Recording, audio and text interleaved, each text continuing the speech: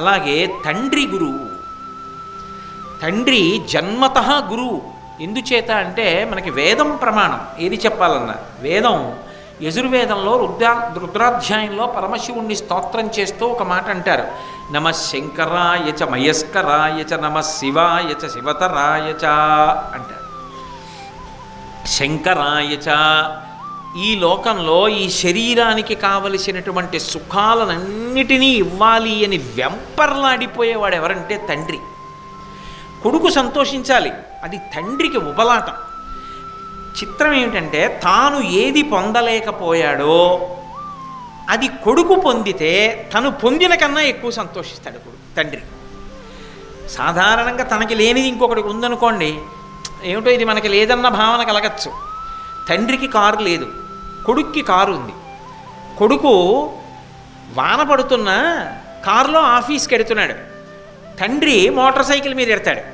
తండ్రి వాన వచ్చి తడిసిపోతున్నాడు, కొడుకున్న ఊరు గుర్తొచ్చింది. కొడుకు ఎలా తడిసిపోతున్నాడేమో అనుకుని, లేదు కొడుకు కారులో వెళ్తున్నాడు, వాడికి కారు కొనిచ్చాను కదా, వాడు తడబడు. వాడు కారులో వెళ్ళి ఆఫీసులోకి వెళ్ళిపోతాడు, వాడు తడబడు. తడిసి ముద్దయిపోతున్న తండ్రి తడవకుండా కారులో వెడుతున్నాడు కొడుకు అనుకుని మురిసిపోతాడు. ఆ కారు ఇచ్చిన వాడెవరు? ఈ తండ్రే. ఈ శరీరమునకు కావలసిన సుఖములను గురించి తండ్రి ముందు ఆలోచిస్తాడు.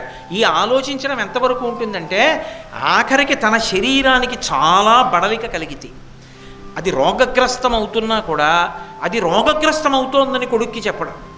ఎందుకని అంటే ఇది చెప్పాననుకో పాపం వాడు నాకు శుశ్రూష చేస్తాడేమో, ఇంకెన్నాళ్ళు ఉంటాను, ఎందుకు అనవసరంగా అంత డబ్బు ఖర్చు, వాడి పిల్లలకు పనికొస్తుంది, మనవరాలి పెళ్ళికి పనికొస్తుంది, ఇప్పుడు నేను బతికుండి ఏం చెయ్యాలి కనుక అంటాడు. తన రోగాన్ని తన బిడ్డకి కూడా చెప్పడం, జీర్ణం చేసేసుకుంటాడు. ఇక్కడ బిడ్డడి యొక్క సుఖము కొరకు త్తండ్రి మహాత్యాగం చేస్తాడు. తల్లి శరీరాన్ని ఇచ్చింది, ఇచ్చిన శరీరాన్ని ఇచ్చిన శరీరం సుఖపడేటట్టుగా మహాత్యాగం చేసి ప్రవర్తిస్తాడు తండ్రి.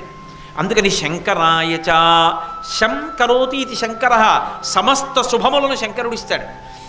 ఆ శుభములను మనకి కల్పించడానికి పరమశివుడే ఈ లోకంలో ఎవరి రూపంలో తిరుగుతాడు అంటే తండ్రి రూపంలో తిరుగుతుంటాడు. మయస్కరాయచ, గురువు రూపంలో శంకరుడు తిరుగుతూ ఉంటాడు. ఆ గురువు ఎవరు? తండ్రియే.